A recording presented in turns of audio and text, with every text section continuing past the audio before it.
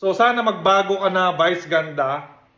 Mag-public apology ka. Yan ang gusto kong gawin mo. Nakapag-mass report na ba lahat? Charot! Nakapag-mass report na ba lahat? Rendon Labrador nagpapahiwatig na ng paalam sa social media, ang nag-iisang account na Instagram may warning na.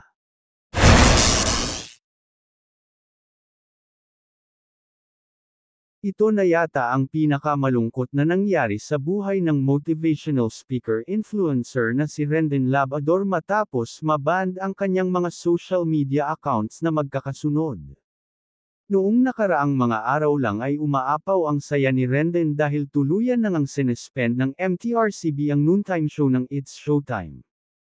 Say pa ni Rendon na dapat daw ay magpasalamat sa kanya dahil sa nangyari. Dagdag pa ni Rendon na gusto lang niya maitama ang mali at maging matalino ang mga Filipino. Ngunit sa kabila ng mga pangyayari maraming supporters ng It's Showtime ang nagalit dahil hindi na nila ito mapanood. May kasabihan nga na ang lahat ay merong hangganan, kung masaya ka man ngayon, bukas ay hindi mo alam ang magiging sitwasyon. At ito na nga ang pinagdadaanan ni Rendon ngayon, matapos maban ang kanyang TikTok account. Sumunod naman ang kanyang Facebook page account, dinamay pati ang personal Facebook account at Messenger, at pati ang kanyang Google account na access sa kanyang YouTube channel ay nakaban na rin, at ang nag-iisang Instagram account niya ay nanganganib na rin. Tanging Instagram na lamang ang ginagamit ngayon ni Rendon upang makakonek sa social media, ngunit pinadalhan na rin ito ng warning, at baka ito na nga ang huling araw niya sa internet.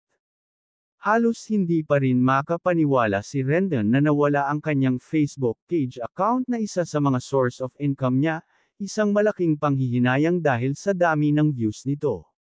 Alam naman ng lahat na kahit madami ang ayaw sa content nito ngunit marami pa rin ang views sa kanyang mga videos. Masama na naman ako. 'Di ba? Porket tinitingala ninyo yung mga idol nyo, hindi nyo matanggap na tanga sila.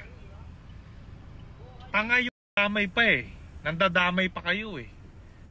Ang tanong ngayon ni Rendon kung saan daw nanggaling ang 30 million na nag-report ng kanyang mga account, bakit ngayon lang daw nagsilabasan? Para sa akin, ang paniniwala ko, gagawin ko na agad. Diba? Kasi kung nagkamali ka, pwede mong i-adjust naman after eh.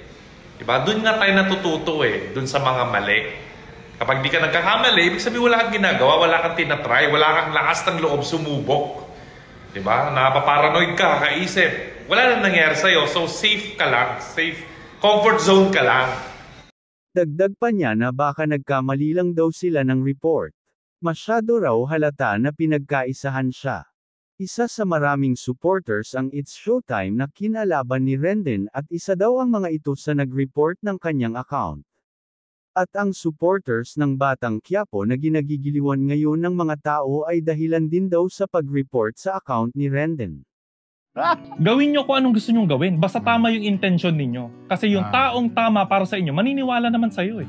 Sa dami ng tinalakan ni Rendon na mga bigatin na mga artista, hindi na magtataka ang mga tao kung ganon kadami ang nag-report sa account niya. At nabanggit nga ni Meme Vice Ganda sa kanilang noontime show na It's Showtime kung nakapag-mass report na ba daw ang lahat at inulit pa niya ito sa segment nilang Rampanalo. Nakapag-mass report na ba lahat? Charot! Nakapag-mass report na ba lahat? Sa kabila ng mga pangyayari nag-iwan pa rin ng mensaheng pasasalamat si Rendon sa lahat ng mga sumusuporta sa kanya, at sa lahat ng mga naniniwala sa kanyang advokasya at sa mga nagpapadala ng mensahe sa kanya. Kung nagustuhan mo ang video na ito, huwag kalimutan na mag-like at subscribe, e-press mo na rin ang bell button para updated ka sa aking susunod na mga video.